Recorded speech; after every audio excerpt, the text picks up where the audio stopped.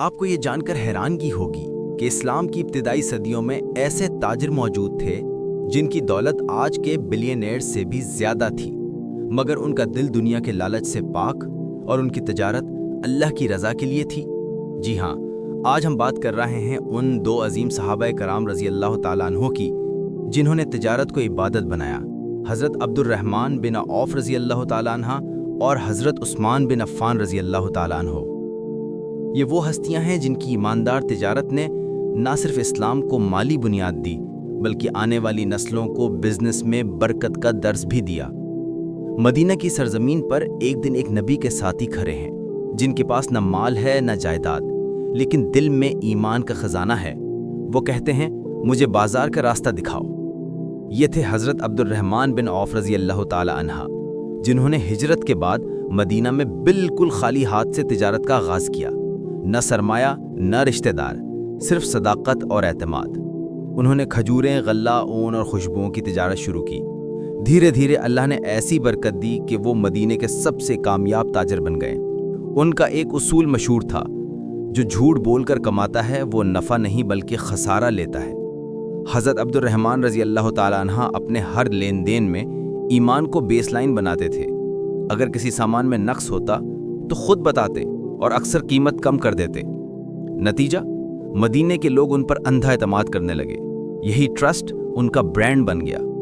जब उनकी दौलत बढ़ने लगी तो उन्होंने नबी करीम सल्लल्लाहु अलैहि वसल्लम की खिदमत में अर्ज़ किया कि या रसूल अल्लाह सल्लल्लाहु अलैहि वसल्लम, मैं अपनी दौलत का निस्फ अल्लाह की राह में देता हूँ। ग़ज़वात के मौके पर उन्होंने हज़ारों ऊँट, 100 दरहम के सिक्के और सोना चांदी अल्लाह के दीन के लिए दे दिए।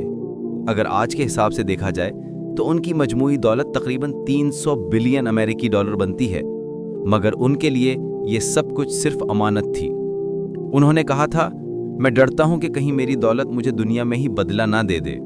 उनका बिजनेस मॉडल सच्चाई, सब्र, शराकतदारी, सरमाया कम मगर नीयत बड़ी, profit sharing, mutual trust, zero interest system. यही वो मॉडल था जो आज इस्लामिक फाइनेंस की बुनियाद कहला सकता है। मदीना की गलियों में एक और ताजिर हैं, नरम गुफ्तार, शर्मो हया वाले मगर दिल में सोना रखने वाले।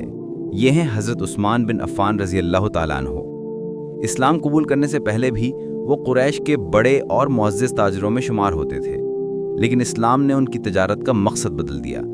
अब उनका सरमाया सिर्फ नफ़े के लिए नहीं बल्कि उम्मत मोहम्मदिया सल्लल्लाहु अलैहि वसल्लम की फलाह के लिए था। जब मदीना में पानी की कमी हुई तो एक यहूदी के पास एक कुआं था, बीर रुहमा।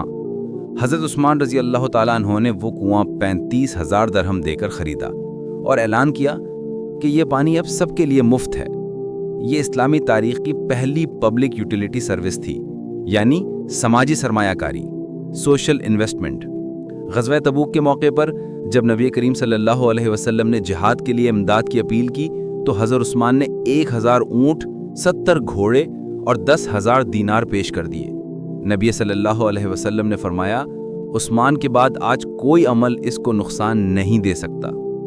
आज के हिसाब से देखा जाए तो उनकी मालियत तकरीबन 230 बिलियन डॉलर से ज़्यादा बनती है, लेकिन उनकी ख़ास बात यह नहीं थी कि वो अमीर थे, बल्कि ये थी कि दौलत के मालिक होने के बावजूद वो दौलत के ग़ुलाम नहीं थे।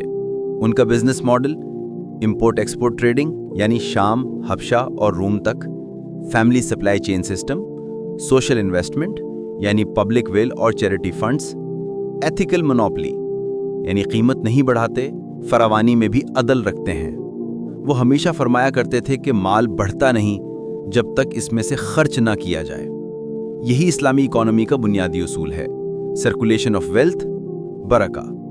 ये दोनों सहाबे कराम इस बात का जिंदा सबूत हैं कि इस्लाम में दौलत कमाना गुनाह नहीं, हराम तरीके से कमाना गुनाह है।